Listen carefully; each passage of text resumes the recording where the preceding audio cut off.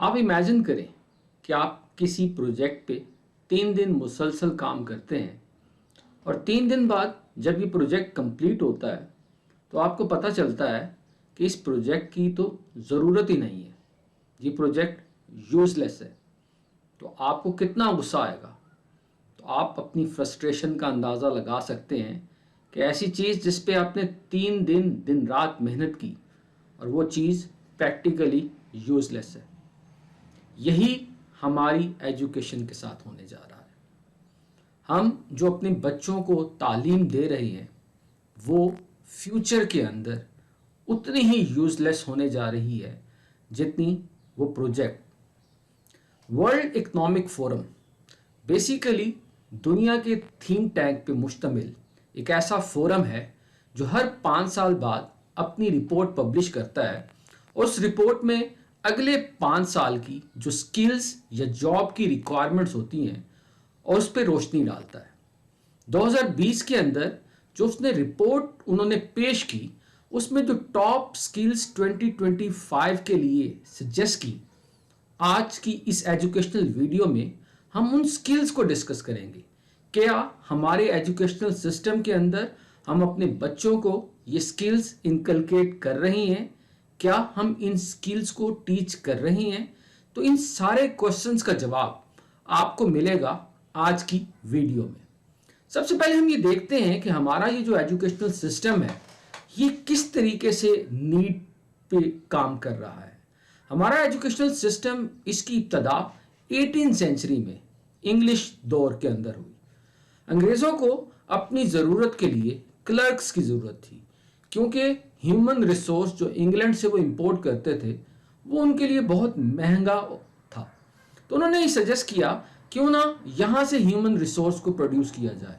तो उन्होंने एक ऐसा एजुकेशनल सिस्टम डिज़ाइन किया जिसकी मेंटालिटी सिर्फ और सिर्फ क्लर्क की प्रोड्यूस करने की थी।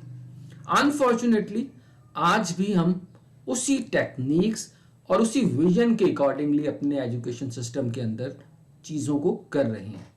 इसके सिंपल सी एग्जांपल मैं ये दूंगा कि आज भी हमारा बच्चा या कोई भी शख्स जो छुट्टी की एप्लीकेशन लिखता है तो वो स्टार्ट करता है आई बेग टू से। तो ये सेंटेंस बेसिकली उन्होंने हमारी तजलील के लिए इनोवेट किया था कि जब ये छुट्टी जैसा माइनर काम भी अगर इनको करना पड़े तो वो हमसे जो है वो बेग करे। लेकिन इतने सालों के बाद भी आज भी हम इस वर्ड को, इस सेंटेंस को चेंज नहीं कर पाए। तो आप यहाँ से अंदाज़ा लगा लें हम अपने बच्चों को इस तरह प्रोड्यूस कर रही हैं जिसकी एग्जांपल आप इस तरह ले सकते हैं जैसे हमारे बच्चे जो हैं वो 2 स्विच वाले प्लग हैं और जो सॉकेट हैं फ्यूचर के अंदर वो सारी की सारे हैं जो 3 प्लग वाले हैं। मतलब हमारे बच्चे उस फ्यूचर के अंदर फिट नहीं होंगे। तो नीड इस चीज़ की है कि हमें इस बदलते हुए वक्त के तकाज़ों के साथ अपने एजुकेशनल सिस्टम को चेंज करना है, अपने बच्चों को और अपने आप को इन तमाम स्किल से अपडेट करना है। अदरवाइज फ्यूचर का मुकाबला हम नहीं कर पाएंगे।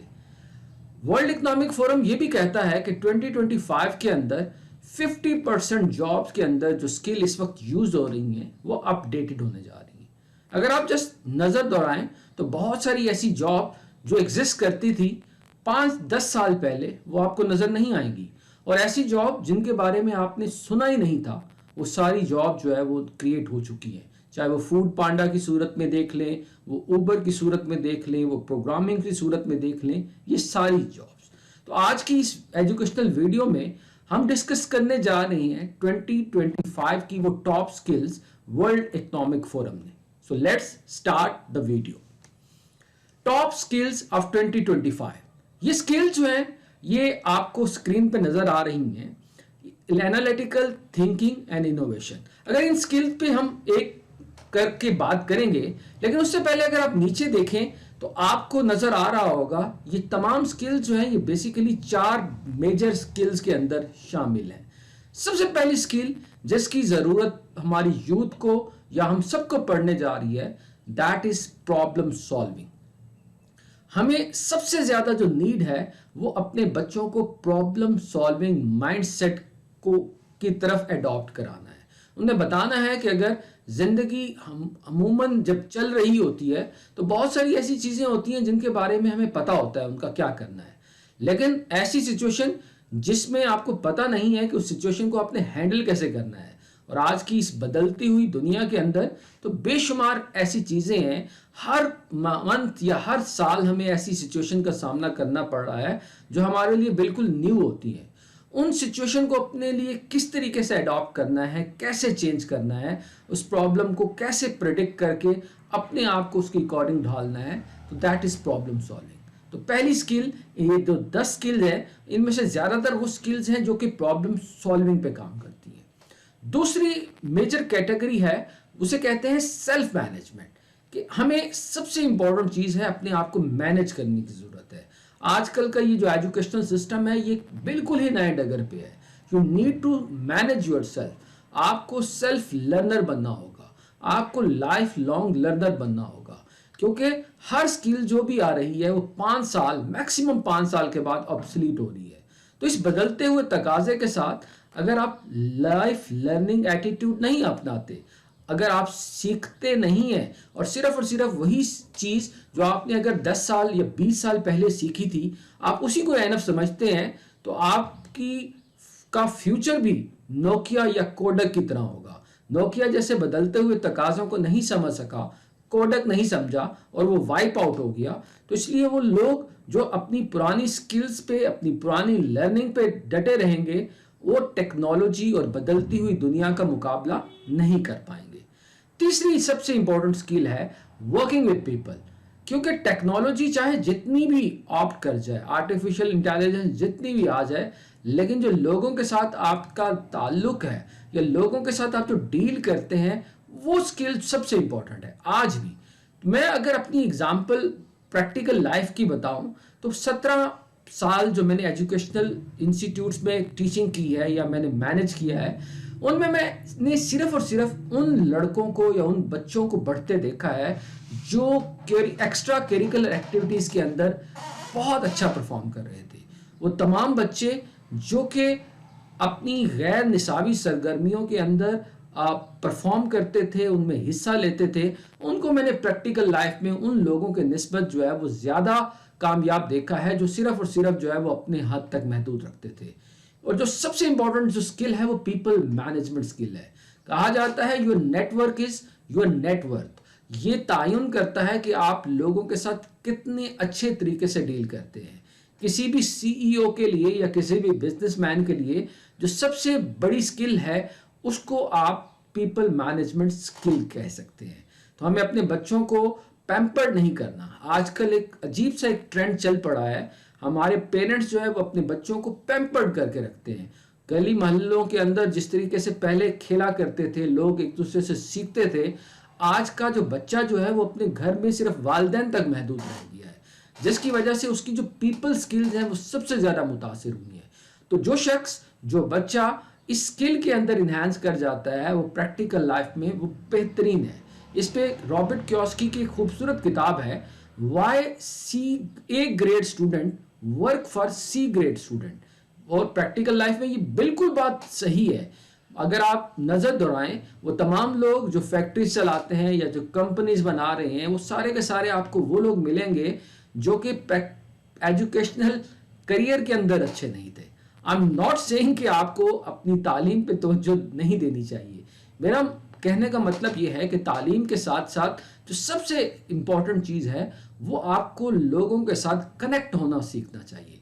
अगर आप लोगों के साथ सही डील नहीं कर सकते, लोगों को मैनेज नहीं कर सकते, तो आप किसी किस्म का भी बिजनेस है उसको सही अंदाज से नहीं कर सकते। और चौथी इंपॉर्टेंट स्किल की जो कैटेगरी है वो टेक्नोलॉजी यूज एंड मॉनिटरिंग है। और वो तमाम लोग जो टेक्नोलॉजी को इस्तेमाल नहीं कर सकते या उनको फोबिया है और उनको लगता है कि नहीं हमारा काम चल रहा है, तो फ्यूचर के अंदर उनको बहुत मुश्किल होने जा रही है। तो इसलिए आपको जो भी नई टेक्नोलॉजी आए उसको ज़रूर देखना है। जैसे आजकल चैट जीपीटी का बड़ा रिवाज है, तो आपको सिर्फ और सिर्फ 2 मिनट लगेंगे, 5 मिनट लगेंगे। आप अगर गूगल पे एक्सप्लोर करें कि ये चैट जीपीटी है क्या, आप इसको अपने लिए कैसे इस्तेमाल कर सकते हैं। लेकिन हमारा अलमिया ये है कि हम आंखें बंद कर लेते हैं। हमें लगता है कि ये जो चेंज है ये दुनिया के लिए तो है, हमारे मुल्क के लिए ये चेंज इट्स टू अर्ली। लेकिन now the world has become a global village. कोई भी चेंज जो पहले हम तक आने में 10 साल लेती थी, अब वो 1 महीने के अंदर, 1 महीना क्या, आप तो वो चेंज जैसे ही होती है वो ग्लोबल मोबाइल की वजह से वो हम तक फौरन पहुंच जाती है। तो इसलिए टेक्नोलॉजी को आपको इम्ब्रेस करना सीखना है, टेक्नोलॉजी से मुंह नहीं मोड़ना। ये टेक्नोलॉजी हमारी फैसिलिटेशन के लिए है। आपको ये देखना है कि ये टेक्नोलॉजी आपके काम को किस तरीके से आसान बना सकती है। आप चाहे जिस डोमेन में भी काम कर रहे हैं, whether you are a teacher, whether you are a CEO, whether you are a shopkeeper, आपको टेक्नोलॉजी को अपने उस कारोबार के अंदर जो है वो इंटीग्रेट करना है, उसको इस्तेमाल करना है। अगर आप टेक्नोलॉजी से मुंह मोड़ेंगे तो आपका ये काम जो है बहुत सारे नोकिया और कोडक की तरह कोई रिप्लेस कर लेगा और आप हाथ पे हाथ मलते रह जाएंगे। तो ये जो 4 स्किल्स की जो कोर स्किल्स हैं जिन पे मैंने बात कही है, हम one by one in skills पे भी बात करेंगे कि ये स्किल क्या है। लेकिन ज़रूरत इस चीज़ की है कि ये जो 4 स्किल हैं ये आपने अपने आप पे और ख़ास तौर पर अपने बच्चों को इन 4 स्किल्स पे करें। मेरी रिक्वेस्ट है इस वीडियो की बदौलत तमाम एजुकेशनल वीडियोस से, तमाम पेरेंट्स से, कि आपको अपने इदारों के अंदर, अपने इंस्टीट्यूट्स के अंदर इन स्किल्स पे ख़ास तौर पर तवज्जो देनी चाहिए, ताकि हमारे बच्चे जो है वो फ्यूचर का मुकाबला कर सकें।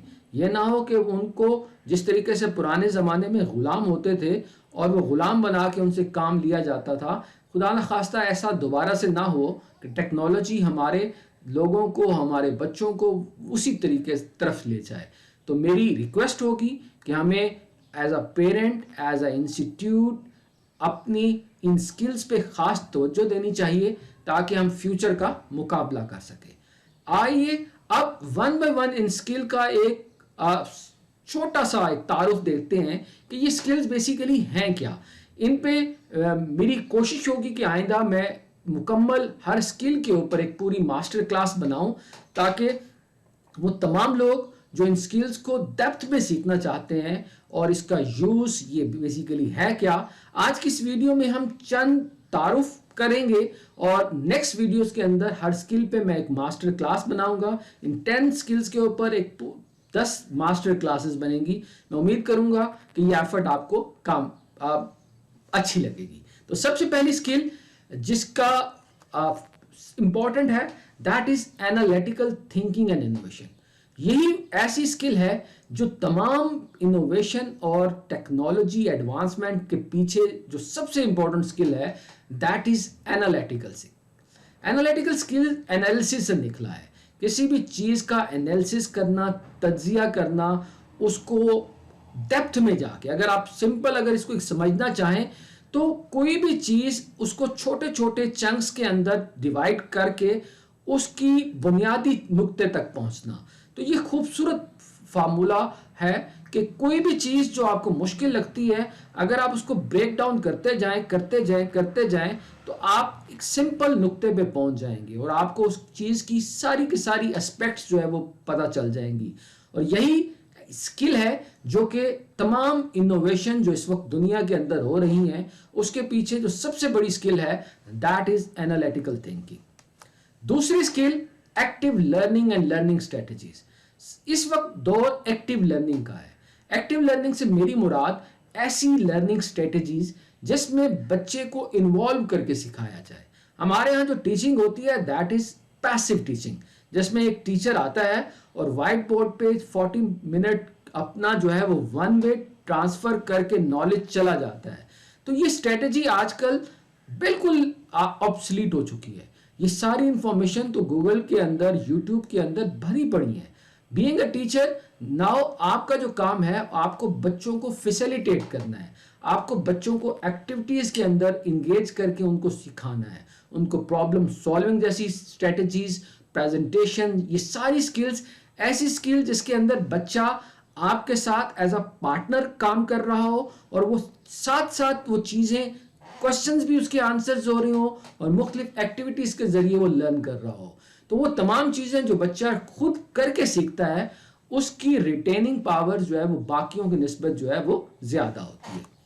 Third is complex problem solving. ये सबसे इंपॉर्टेंट जो आप समझ लें, अगर mother of all skill that is problem solving.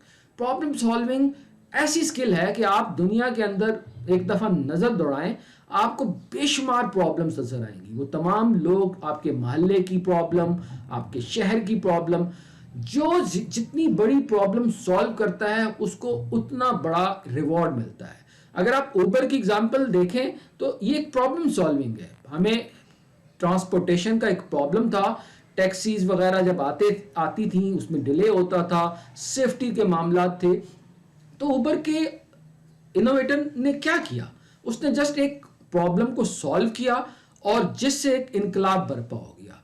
तो आपकी डिटरमिन करती है कि आप कितना बड़ा प्रॉब्लम सॉल्व करते हैं, उसका इनाम उतना ही बड़ा मिलेगा। अगर तो आप अपने एक मोहल्ले की प्रॉब्लम को सॉल्व करते हैं, अपने शहर की प्रॉब्लम को सॉल्व करते हैं, अपने मुल्क की प्रॉब्लम को सॉल्व करते हैं, दुनिया की प्रॉब्लम को सॉल्व करते हैं, तो उसके हिसाब से रिवॉर्ड मिलेगा। अगर तो आप चंद मोहल्ले के लोगों की प्रॉब्लम सॉल्व करते हैं तो आपको रिवॉर्ड भी उतना ही मिलेगा। तो अगर आप पूरी दुनिया की किसी ऐसी प्रॉब्लम को सॉल्व करते हैं तो आपको इनाम भी उसी तरीके से मिलेगा। यही रीजन है कि पिछले एक डेकेड के अंदर जितने बिलियनियर्स या जितने अमीर लोग प्रोड्यूस हुए हैं वो सिर्फ और सिर्फ एक इसी वजह से हुए हैं कि उन्होंने एक प्रॉब्लम को आइडेंटिफाई किया और उसका टेक्नोलॉजी के जरिए एक सोल्यूशन दिया, और हुआ क्या कि उनको इतना बड़ा इनाम मिला कि वो दिनों दिनों के अंदर जो है वो बिलियनियर्स बन गए। Third is critical thinking and analysis. Critical thinking किसी भी चीज को इस अंदाज से सोचना कि हर चीज का एक डिफरेंट एंगल हो सकता है। हमारा अलमिया यह है कि हम अपनी जो पास्ट एक्सपीरियंसेस है या जितनी भी चीजें हैं, सिर्फ और सिर्फ हमें लगता है कि जो हमारा विजन है या जो हमारी सोच है वो वही है। हालांकि हर एक चीज को अगर आप न्यूट्रल होकर सोचते हैं, अनबाइस्ड होकर सोचते हैं, तो हर चीज के मुख्तलिफ एंगल हैं। तो हम अगर अपनी कोई भी प्रॉब्लम या कोई भी ऐसी चीज जो आप सॉल्व करना चाहते हैं उसको क्रिटिकली अगर आप एनालिसिस करें, जिसमें अपने आप को, अपने बिलीव्स को एक साइड पे रख के उसको देखें। यही रीजन है कि आजकल अगर आप देखें तो चंद लोग ऐसे हैं जिनको जियो पसंद है और चंद लोग ऐसे हैं जिनको ARY पसंद है। क्योंकि ARY क्या करता है कि वो उनका जो बिलीव है या उनकी जो लाइकिंग है उसके अकॉर्डिंगली रिपोर्ट कर रहा होता है, जियो उन लोगों के अकॉर्डिंग। तो अगर तो आप बाइस्ड एटीट्यूड पे करेंगे तो आप कभी भी उसके सही नतीजे पे नहीं पहुंच सकेंगे। तो इसलिए सबसे इंपॉर्टेंट चीज जो है वो क्रिटिकल थिंकिंग है। अगर ये एक स्किल आ गई तो बहुत सारे कॉन्सेप्ट जो आपके पुराने कॉन्सेप्ट नहीं है उनको आप नए अंदाज से सोचेंगे और आपको चीजें जो है वो एक वही पुरानी चीज एक बिल्कुल नए अंदाज में नजर आएगी। क्रिएटिविटी एंड ओरिजिनलिटी ये हमेशा से रही है और इसका हमेशा से स्कोप रहेगा। जो भी लोग क्रिएटिव होते हैं, जो ओरिजिनल होते हैं और वो कोई ऐसी चीज दुनिया के अंदर लेके आते हैं जो इससे पहले नहीं होती, आउट ऑफ बॉक्स होती है, हमेशा वर्ल्ड उनको एक्सेप्ट करती है। तो आपको किसी को देख के जो है ये नहीं है कि ये भी एक अप्रोच हो सकती है, लेकिन जो सही रिवॉर्ड आपको मिलता है वो क्रिएटिविटी पे मिलता है। तो हमें अपने बच्चों की क्रिएटिविटी पे कंप्रोमाइज नहीं करना। हमारे यहाँ एक बड़ा प्रॉब्लम है कि जब हम ड्राइंग सिखा रहे होते हैं तो हम बच्चों को कलर जो है वो बॉक्स के अंदर कराना सिखा रहे होते हैं, लेकिन क्रिएटिविटी आउट ऑफ बॉक्स का नाम है। जो चीज आप कर रहे हैं अगर आप उस लिमिट से बाहर जाके सोचेंगे तभी कोई आप आइडिया लेके आएंगे। जिसने इलेक्ट्रिसिटी बनाई या जिसने टेलीविजन या इंटरनेट बनाया, इससे पहले इनका वजूद ही नहीं था। उसने क्या किया, उसने गोता लगाया अननोन के अंदर तो और वहां से वो चीज सोच के लाया, तो वो चीज ने इनकलाब बर्पा कर दिया। तो इसलिए सबसे इंपॉर्टेंट चीज है कि हमें अपने बच्चों की क्रिएटिविटी को किल नहीं करना। हर बच्चा जो इस दुनिया के अंदर आता है वो एक शानदार स्किल लेके आता है, तो हमें उस क्रिएटिविटी को मारना नहीं है बल्कि उसको इनकरेज करते रहना है। थर्ड इंपॉर्टेंट स्किल है leadership and social influence. Leader वो होता है जो कि अपने लोगों को सिर्फ और सिर्फ अपनी ओहदे की वजह से नहीं बल्कि अपने विजन, अपनी सोच, अपनी ट्रेड्स, अपने कैरेक्टर की वजह से लेके चलता है। अगर आप लोगों को मैनेज नहीं कर सकते, अगर लोगों को जो अपने विजन पे आप काम नहीं करवा सकते, तो यू आर नॉट लीडर। अगर आप किसी इदारे के सरबराह हैं या किसी कंपनी के ओनर हैं और आपको लगता है कि सिर्फ और सिर्फ लोग आपकी इज्जत इस बात पे करें कि आपके पास ये टाइटल है, तो वो लोग कभी नहीं करेंगे। आपको एग्जाम्पल सेट करनी पड़ेगी। जो काम आप लोगों से करवाना चाहते हैं, सबसे पहले आपको उसका बिलीवर बनना पड़ेगा, आपको रोल मॉडल बनना पड़ेगा। वो तमाम काम जो आप लोगों से एक्सपेक्ट करते हैं, आपको सबसे पहले खुद परफॉर्म करने पड़ेंगे। वो तमाम काम जो आप नहीं करते, आप लोगों में नहीं देखना चाहते, आपको वो काम खुद भी नहीं करने, तब ही आप एक्सपेक्ट कर सकते हैं कि लोग जो है वो आपकी बात माने। Another is technology use, monitoring and control। इस पे हम बात कर चुके हैं। अगर तो आप टेक्नोलॉजी को एम्ब्रेस नहीं करेंगे तो आप जो है वो इस फ्यूचर के अंदर आपकी जगह नहीं है। आप चाहे इसको पसंद करें या ना करें, तो आपको इस टेक्नोलॉजी को एम्ब्रेस करना होगा। चाहे कोई भी कारोबार आप कर रहे हैं, कोई भी बिजनेस कर रहे हैं, तो उसका टेक्नोलॉजी एंड देखें कि आप अपनी उस बिजनेस के अंदर टेक्नोलॉजी को किस तरीके से यूज कर सकते हैं। उसका कंट्रोल सीखें, उसकी मॉनिटरिंग सीखें, तो फिर ही देखेंगे कि आपका वो टेक्नोलॉजी बेहतरीन हो जाएगी। बिल गेट्स ने कहीं कहा था कि वो तमाम कारोबार जो इंटरनेट पे 10 सालों में नहीं होंगे, तो वो कहीं भी एग्जिस्ट नहीं करेंगे। और उसकी बात आज सच साबित होती जा रही है। और बहुत सारी ऐसी कंपनीज को हमने बंद होते देखा है, और बहुत सारी ऐसी कंपनीज जो आज से पहले नहीं थी, उनको दुनिया के ऊपर जो है वो छाते देखा है। Technology design and program. Technology design, ये सब टेक्नोलॉजी डिजाइन से मुराद वो विजन है या वो सोच है जो आप कागज के ऊपर उतार के किसी भी इनोवेशन पे काम कर रहे होते हैं।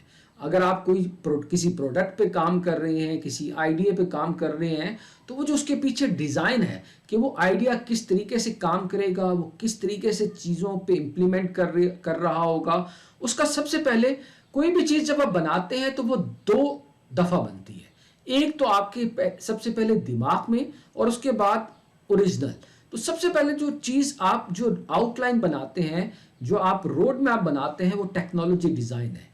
और उसके अंदर प्रोग्रामिंग ऐसी चीज है जो उसके अंदर रूह फूंकती है। प्रोग्रामिंग से मुराद कंप्यूटर कोड्स हैं कि ये किस तरीके से वो जो आपका विजन जो आपने कागज पे उतारा, वो किस तरीके से प्रैक्टिकली काम कर रहा होगा, वो टेक्नोलॉजी को कैसे ऑप्ट कर रहा होगा, वो प्रोग्रामिंग है। तो ये दोनों स्किल ही बड़ी कामयाब स्किल इसलिए हैं कि प्रोग्रामिंग जो है आने वाले दौर के अंदर वो बहुत बेशुमार लोग जो मुख्तलिफ आइडियाज पे काम करते हैं, उनको प्रोग्रामर्स की जरूरत पड़ेगी। वो प्रोग्रामर्स वो लोग होंगे जो उनके आइडिया को अमली जामा पहनेंगे। तो इसलिए अगर आप चाहते हैं कि आप फ्यूचर के अंदर सरवाइव करें, तो अपने आप को प्रोग्रामिंग और अपने बच्चों को जो है वो टेक्नोलॉजी डिजाइन और प्रोग्रामिंग की तालीम देनी पड़ेगी। Resilience and stress tolerance.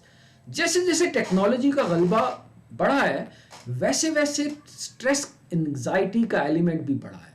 तो हमें अपने आप को तैयार करना है रिजिलियंस और स्ट्रेस टॉलरेंस के लिए, क्योंकि इंसान का ये अलमिया है कि जैसे ही वो किसी ऐसी सिचुएशन का सामना करता है जो इससे पहले नहीं होती, तो उसके हाथ पांव फूल जाते हैं, वो स्ट्रेस में आ जाता है। और आज की बदलती हुई दुनिया में तो आपका सामना जो है वो हर मंथ या हर ईयर ऐसी चीजों से पड़ने जा रहा है जो कि आपके लिए अननोन होंगी। तो अगर आप एडॉप्टिव नहीं है, अगर आप रिजिलियंट नहीं है, अगर आपको अपने आप को उस सिचुएशन के अकॉर्डिंगली ढालना नहीं आता, तो आप बहुत प्रॉब्लम का शिकार होने जा रहे हैं।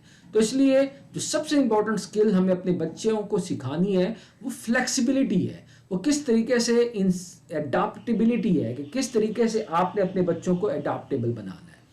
नेक्स्ट है reasoning and problem solving. Again reason, हर चीज लॉजिक के अकॉर्डिंग आपने कैसे करनी है, किस तरीके से आप रीजनिंग करेंगे, प्रॉब्लम सॉल्विंग कैसे करेंगे, इस पर डिटेल में बात कर सका हूं कि जितनी ज्यादा लॉजिक के साथ, जितनी अच्छे अंदाज से आप बड़ा प्रॉब्लम सॉल्व करेंगे, आपको उतना बड़ा इनाम मिलेगा। उम्मीद करते हैं कि आपको आज की ये वीडियो पसंद आई होगी, और हम नेक्स्ट सीरीज के अंदर इन तमाम स्किल्स पर एक डिटेल, हर स्किल के ऊपर एक मास्टर क्लास बनाएंगे। अगर तो आपको ये वीडियो पसंद आई है तो फिर तो ज़रूर अपने तमाम चाहने वाले, अपने तमाम प्यारों को ये शेयर करें। कहते हैं ना कि अच्छी बात से किसी तक पहुंचाना भी जो है वो सदका जारिया है। तो इसके साथ ही हमारा मिशन कि आपकी ज़िंदगियों को अपग्रेड करना, वैल्यूएबल बनाना, और हमारे चैनल पे आपके 5 मिनट की डेली इन्वेस्टमेंट आपको ज़िंदगी में 5 साल आगे ले जाएगी। तो इसके साथ ही इजाज़त दीजिएगा। अल्लाह हाफिज़।